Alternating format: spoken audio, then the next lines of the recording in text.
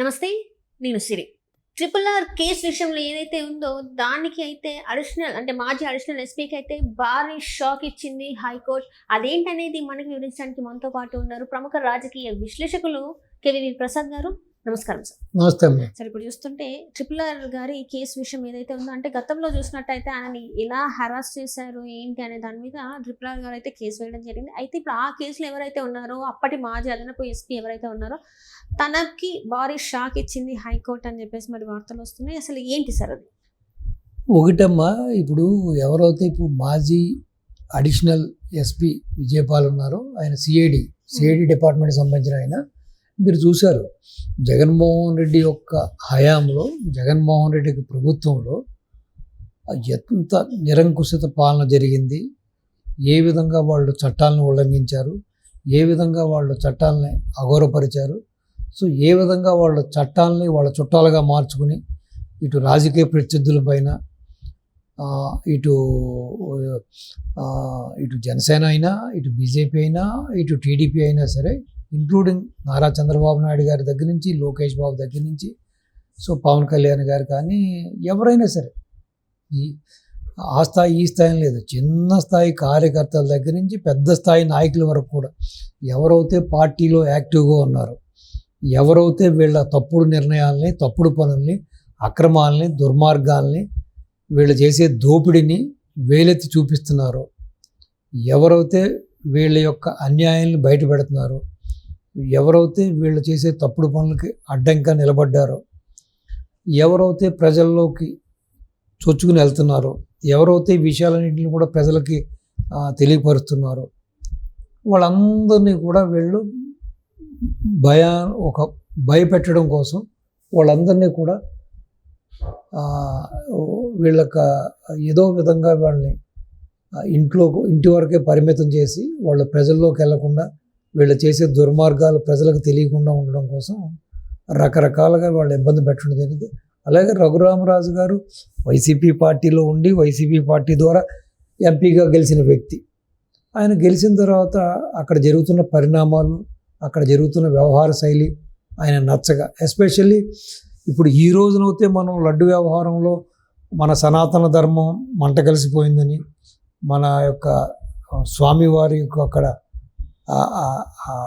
ఆ విధంగా వారికి భంగం వాటిల్లిందని, ఆ లడ్డు మూలంగా ఎంతోమంది హిందూ భక్తులు, ఆ వెంకటేశ్వర స్వామిని పూజించే భక్తులు మనోభావాలు దెబ్బతిన్నాయని అనుకుంటున్నాం. కానీ ఆయన మనోభావం ఎప్పుడూ దెబ్బతింది. ఎందుకంటే తిరుపతిలో జరుగుతున్న అన్యమత ప్రచారాలు కానీ, అలాగే తిరుపతిలో అన్య మతస్థులను తీసుకొచ్చి కీలకమైన పొజిషన్లో పెట్టి వాళ్ళు చేస్తున్న అరాచకాలు, వాళ్ళు చేస్తున్న దోపిడీ, వాళ్ళు చేస్తున్న సనాతన ధర్మానికి చేస్తున్న వ్యతిరేకంగా తీసుకున్న నిర్ణయాలు కానీ, అలాగే రకరకాల జీవోల ద్వారా రకరకాల మార్గాల్లో స్వామివారి యొక్క డబ్బు దశకం, లేకపోతే స్వామివారికి సంబంధించిన ఆ యొక్క ఏదైతే ఆ యొక్క ఒక పద్ధతి ప్రకారం, ఆ సనాతన ధర్మ ప్రకారం ఆ పూజా వ్యవహారాలు ఉంటాయో వాటిలన్నింటినీ కూడా సమూలంగా వీళ్ళ ఇష్టానుసారం మార్చేస్తాం. ఇలా రకరకాల కారణం చేత రఘురామరాజు గారు వీళ్ళ మీద ధ్వజమెత్తడం జరిగింది. ముందు ఆ ఏడుకొండ రోడ్డు సాక్షిగా, సో తిరుపతి ఇష్యూలోనే ఆయన ముందు వీళ్ళ మీద తిరుగుబాటు బావుడా ఎగరేయడం జరిగింది. ఆ తర్వాత ఆయన తెలుగు భాష మీద పూర్తిగా తెలుగు భాష ఉండకూడదు, ఇంగ్లీష్ మీడియంస్ అనేటప్పుడు మళ్ళీ తెలుగు భాష కోసం పోరాటం చేశారు.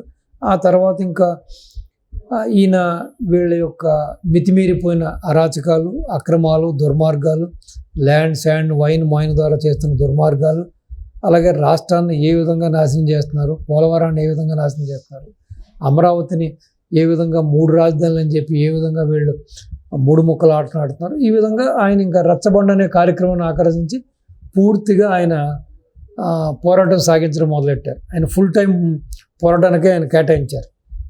సో దీన్ని సహించలేని జగన్మోహన్ రెడ్డి ఈవెన్ ఆయన సొంత కాన్స్టిట్యున్సీ నర్సాపూర్కి, తన పార్లమెంటరీ పరిధిలో ఉన్న గ్రామాలను కానీ, తన పార్లమెంటరీ పరిధిలో ఉన్న ప్రజల్ని కూడా కలుసుకోవడానికి కూడా ఎక్కడా కూడా ఆయనకి అడుగు పెట్టినవ్వలేదు. వీళ్ళు అడుగడుగున దొంగ కేసులు పెట్టి, ఎస్సీ ఎస్టీలు కేసులు పెట్టి చాలా ఆయన ఇబ్బంది పెట్టారు. ఆయన 5 ఏళ్ళు కూడా కేవలం హైదరాబాద్కి ఢిల్లీకే పరిమితం అయ్యారు.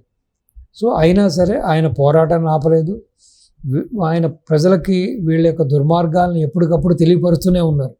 సో అది కూడా సహించలేని జగన్మోహన్ రెడ్డి ఏదో విధంగా ఈయన పూర్తిగా నా ఇమేజ్ని దెబ్బ కొడుతున్నాడు, పూర్తిగా ప్రజల్లో వ్యతిరేకత రావడానికి కారకం అవుతున్నాడు.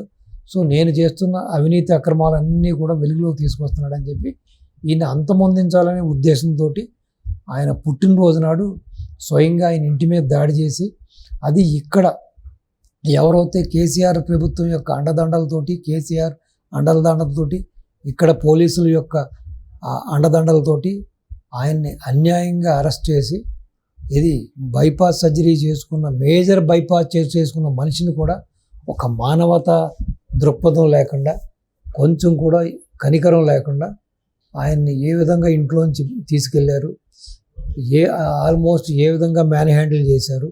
అసలు ఆల్మోస్ట్ గుండెల మీద కూర్చుని ఆపరేషన్ చేయించుకున్న వ్యక్తిని ఇంకా ఆ యొక్క పచ్చి కూడా ఆరని గుండెల మీద కూర్చుని తొక్కి పైన కూర్చుని ఆయన్ని మ్యాన్ హ్యాండిల్ చేసి కాళ్ళ కింద పాదాలకి లాఠీలతో కొట్టి ఆల్మోస్ట్ చంపేయడానికి వాళ్ళ ప్రయత్నం చేశారు. ఈ యొక్క జరిగిన ఈ దమనకాండ అంతా కూడా సెల్ ఫోన్లో చిత్రీకరిస్తుంటే అది చూసి ఆ జగన్మోహన్ రెడ్డి తన పైచాచిక ఆనందాన్ని పొందాడని కూడా మనకి రఘురామరాజు గారు ఈ విషయంలో ఆయన బయట ప్రపంచానికి చెప్పడం కూడా జరిగింది. సో ఈ విజయపాల్ కూడా ఏంటంటే, విజయపాల్ అయినా లేకపోతే పివి సునీల్ కుమార్ అయినా ఎవరైనా సరే ఈ వ్యవహారంలో పాలు పంచుకున్న వాళ్ళు కూడా జగన్మోహన్ రెడ్డి యొక్క కళ్ళల్లో ఆనందం చూడడం కోసం, లేకపోతే జగన్మోహన్ రెడ్డి ఇచ్చే గిఫ్ట్లు, జగన్మోహన్ రెడ్డి ఆ పైసల కోసం ఏ విధంగా ఆ రూల్ ఆఫ్ లాని పాటించకుండా అవుట్ ఆఫ్ ద లాలో ఆయన ఇబ్బంది పెట్టారో చూసాం. తర్వాత ఆ కోర్టులు వాళ్ళు జోక్యం చేసుకుని ఏ విధంగా వాళ్ళకి న్యాయం చేశారో అది చూసాం. ఈ రోజున వీళ్ళందరూ పాపం పండింది. సో ఎవరైతే విజయపాలు ఈ రోజున ఆయన అప్లై చేయడం జరిగింది కదా, సో దాన్ని కూడా కోర్టు ముందస్తు బెయిల్ అప్లై చేయడం జరిగింది. దానికి కూడా కోర్టు చాలా స్ట్రాంగ్గా కూడా దానికి కౌంటర్ ఇచ్చింది. సో అంటే ప్రజలు ఏ విధంగా అయితే చట్టాన్ని గౌరవించాలి, చట్టానికి అనుకూలంగా నడుచుకోవాలి, చట్ట వ్యతిరేక పనులు చేయకూడదని చెప్పి ఈ ఉన్నతాధికారులు లేకపోతే ఈ యొక్క ఈ జ్యుడిషియరీ కానీ ఈ లోపల ప్రభుత్వం కోరుకుంటుందో, అదేవిధంగా కూడా ప్రజలకు ఎటువంటి హాని చేయకుండా, ప్రజలకు ఎటువంటి వాళ్ళ యొక్క భంగం కలగకుండా, వాళ్ళ ఆస్తులకు కానీ వాళ్ళ మన ప్రాణాలకు కానీ ఎటువంటి ఇబ్బంది లేకుండా అట్మోస్ట్ చూడవలసిన బాధ్యత కూడా ఈ ఉన్నతాధికారుల పైన ఉంది. సో వీళ్ళేం అతిథులు కాదు, వీళ్ళ ఇష్టానికి చేసేయడానికి. సో కాబట్టి ఇప్పుడు నీకు కానీ మేము బెయిల్ ఇస్తే డెఫినెట్గా ఈ కేసులో ఇంకా తాత్సర్యం జరుగుతుంది, ఇంకా కాబట్టి బెయిల్ ఇవ్వడం కుదరదు. డెఫినెట్గా ఇది చిన్నదా పెద్దదా, ఇది దీంట్లో తీవ్రత ఉందా లేకపోతే తీవ్రత లేదా అనేది పక్కన పెడితే, ఒక గౌరవ పార్లమెంటు సభ్యుడికి రాష్ట్ర ప్రభుత్వంలో ఉన్న కొంతమంది పెద్దలు, ఇటువంటి ఉన్నతాధికారులు చేసిన దమనకాండ 4 గోళ్ల మధ్య జరిగింది కాబట్టి అది అతనికి ప్రాణానికి, అతని యొక్క పరపతికి, ప్రతిష్టకి సంబంధించిన విషయం కాబట్టి ఆ 4 గోళ్ల మధ్య జరిగే విషయం అందరికీ, సామాన్యులకి, బయట వాళ్ళకి తెలిసేది లేదు కాబట్టి ఎవరైతే ఆ వ్యక్తి తనే స్వయంగా వచ్చి ఈ విధంగా నన్ను హింసించారు, ఈ విధంగా ఇబ్బంది పెట్టారు, ఈ విధంగా నన్ను చంపేయాలని చూశారు, నన్ను అంతం చేయాలని చూశారని చెబుతున్నాడు కాబట్టి డెఫినెట్గా నీకు బెయిల్ ఇవ్వడం కుదరదు. ఈ విధంగా నిన్ను పూర్తిగా విచారణ చేసి ఈ నిజాలు రాబట్టాలంటే, దీని వెనకాల ఎవరున్నారు, సూత్రధారు ఎవరు, పాత్రధారులు ఎవరు తెలియాలంటే డెఫినెట్గా దీనికి సంబంధించిన నిజాలు నిగ్గు తేల్చాలంటే నిన్ను విచారణ చేయవలసిందే. సో ఆ విషయంలో నీకు బెయిల్ ఇవ్వడం కుదరదని అతని యొక్క బెయిల్ పిటిషన్ కొట్టేయడం జరిగింది. సో డెఫినెట్గా ఇది రఘురామరాజు గారికి న్యాయం అతి సమీపంలో ఉందని, తొందరలోనే ఆయనకు జరిగిన అన్యాయానికి, ఆయనకు జరిగిన ఏదైతే ఆ శారీరక బాధలకి ఏ విధంగా అయితే ఆయన ఇబ్బంది పెట్టారో, మానసికంగా ఇబ్బంది పెట్టారు, ఆయన నియోజకవర్గానికి వెళ్లకుండా చేశారు. సో కాబట్టి న్యాయం జరుగుతుందని ఆశిద్దాం. అదేవిధంగా జస్టిస్ కృపాసాగర్ గారు కూడా మంచి నిర్ణయం తీసుకున్నారు. అదేవిధంగా ఉమేష్ చంద్ర గారు ఎవరైతే ఇప్పుడు మన అమరావతి రైతుల తరపున కానీ ఇటు మన త్రిపుల్ ఆర్ గారి విషయంలో చాలా కేసుల్లో ఆయనే చూస్తున్నారు. ఆయన కూడా చాలా యంగ్ అండ్ డైనమిక్, ఒక లాయర్ విశ్వనాథ్ లాంటి వాడు అనమాట.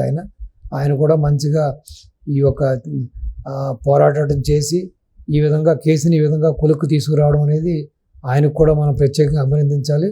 సో ఏదేమైనా సరే తొందరలో ఎవరైతే ఈ ఉన్నత అధికారులు జగన్ అండదండలు చూసుకుని, వైసీపీ ప్రభుత్వం అండదండలు చూసుకుని జగన్ యొక్క ప్రలోభాలకి, జగన్ ఇచ్చే తాయిలాలకి ఆశపడి ఈ విధంగా ఒక ఎంపీకే ఇటువంటి పరిస్థితి అంటే ఇంకా సామాన్యుడి పరిస్థితి ఏంటి? ఇప్పుడు నాలాంటి వాళ్ళ పరిస్థితి ఏంటి చెప్పమ్మా?